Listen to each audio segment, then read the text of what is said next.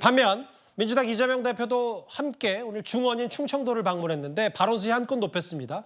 최근에 오늘 지원 유세를 갔던 현장 지역구 의원인 성일종 의원, 서산 태안 후보인데 최근에 이토 히로부미가 했었던 그런 취재 인재 발언으로 논란이 됐었죠. 이 발언을 했습니다. 신한일전 화면 만나보겠습니다. 2등 방문 이토 히로부미가 인재입니까? 이토 히로부미를 인재 양성의 대표적인 케이스 인재라고 표현하는 사람이 자주 독립 국가의 국회의원을 해서야 되겠습니까?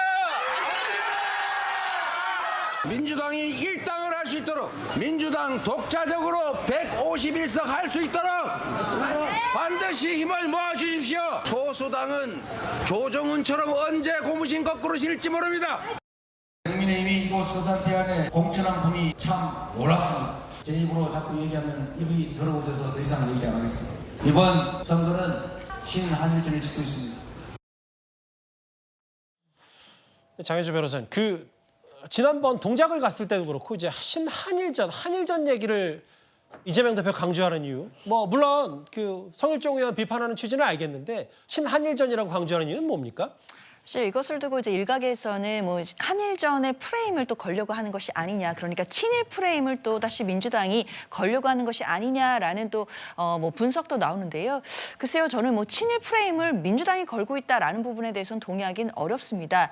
친일과 관련된 논란을 민주당이 과연 만들어낸 것일까요? 예. 사실 이재명 대표가 지금 신한일전을 운운했던 것, 국민의힘이 자초한 부분이 있다고 저는 생각합니다. 일단 지금 앞서 얘기가 나왔던 성일종 후보 같은 경우에도 최근에 이토 히로부미와 관련된 발언으로 굉장히 크게 논란을 빚은 바가 있었고요. 게다가 또 국민의힘의 조수연 후보 같은 경우에는 일제강점기를 옹호하는 듯한 발언을 해서 굉장히 논란이 된 바가 있습니다. 예. 광복회를 찾아가서 직접 사과를 하기도 했었고요. 그렇기 때문에 이런 부분들을 제대로 털어내지 못했던 국민의힘이 결국에 이 친일 프레임을 자초한 것으로 봐야 되는 것이지, 이것을 민주당이 친일 프레임을 걸고 있다, 저는 이렇게 보기는 어려운 측면이 있다고 생각합니다. 일단 한일전에 대한 얘기가 계속 나오는데 노돌 교수님, 이거 하나만 더 짚어볼게요. 특히 지금 국민의힘 마포에서 뛰고 있는 조정훈 의원이 원래 정확히는 더불어시민당, 그러니까 시대전환의 비례대표 복수로 왔다가 또 이제 국민의힘에 간 그런 걸 비판하는 건가요? 더불어민주연합 찍어달라. 그러니까 이른바 조국 대표에게는 부패론에 맞서 다시 한번 몰빵론을 강조하는 건지 어떻게 보십니까? 네, 기본적으로 그런 거라고 볼 수 있습니다. 그래 더불어민주연합이 지금 여론자 수치를 얘기할 수는 없지만 어쨌든 조국 혁신당의 돌풍이 일면서 비례대표에 상당히 위감을 느낄 수밖에 없는 그런 상황이거든요. 더더구나 지금 민주당 이른바 좀 강성 지지층, 선명한 투쟁을 원하는 민주당 지지층에서는 조국 혁신당이 훨씬 더 정말로 호소력이 있는 그런 상황이 돼버렸기 때문에 글쎄 이재명 대표 측에서는 일종의 위감을 느낄 수밖에 없는 그런 상황이 될 것 같습니다.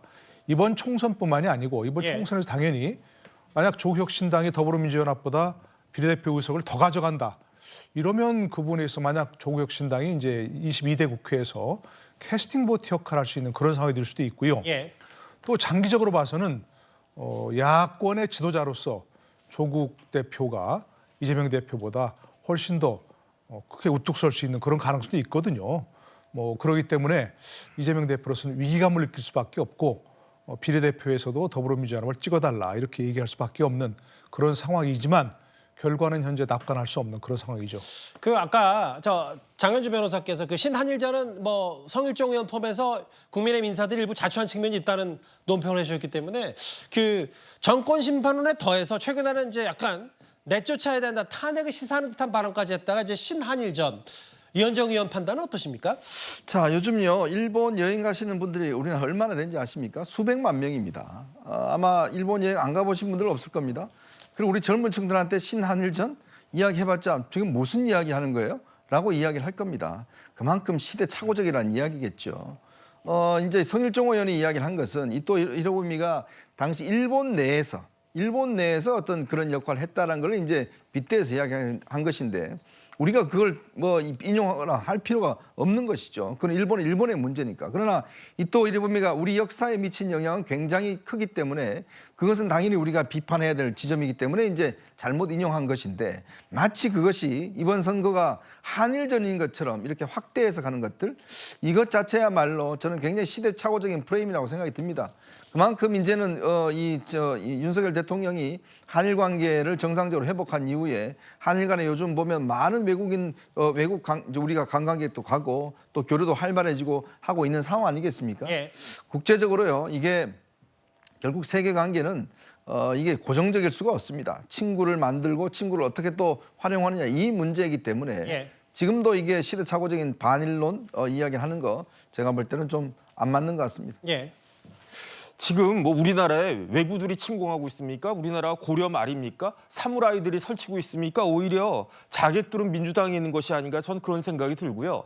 오히려 우리가 경계해야 될 거는 한일전이 아니에요. 뭘 경계해야 되느냐? 제 생각에는 신건국 전쟁이 아닌가 전 그런 생각 들거든요. 예. 지금 북한 위협 계속 올라가고 있지 않습니까? 북한이 지령을 갖다가 내렸잖아요. 진보 정당들 똑바로 하라고. 거기에다가 그렇기 때문에 지금 2024년 현재 대한민국 상황은 자유민주적 기본 질서를 옹호하는 사람과 거기에 대해서 의문을 품고 반대하는 사람 사이에 신건국전쟁이지 무슨 말도 안 되는 한일전을 갖다 운운하는지 전 납득이 되지가 않습니다. 근데 이제 뭐 논평은 당연히 존중하면서도 그 자객들은 다 민주당에 있다는 표현, 야당에 있다는 표현과 그리고 뭐 북한이 마치 총선에 지령을 내려서 뭐 진보당에 이렇게 뭐 종북 세력 해라 뭐 이런 표현들은 물론 뭐 과거 몇몇 재판에서 그런 경우들이 있긴 했지만 지금 2024년 뭐 3월에 뭐 새진보연합이나 이런 통진당 계열의 후신은 있을 수 있어도 직접적으로 이렇게 지령을 내렸다. 아니요. 이제 판결을 얘기하신 것이지 이제 총선에 영향을 미쳤다라고 하긴 좀 어렵지 않나라는 생각이 들어서요. 북한의 김정은이 뭐라고 그랬냐면요. 예.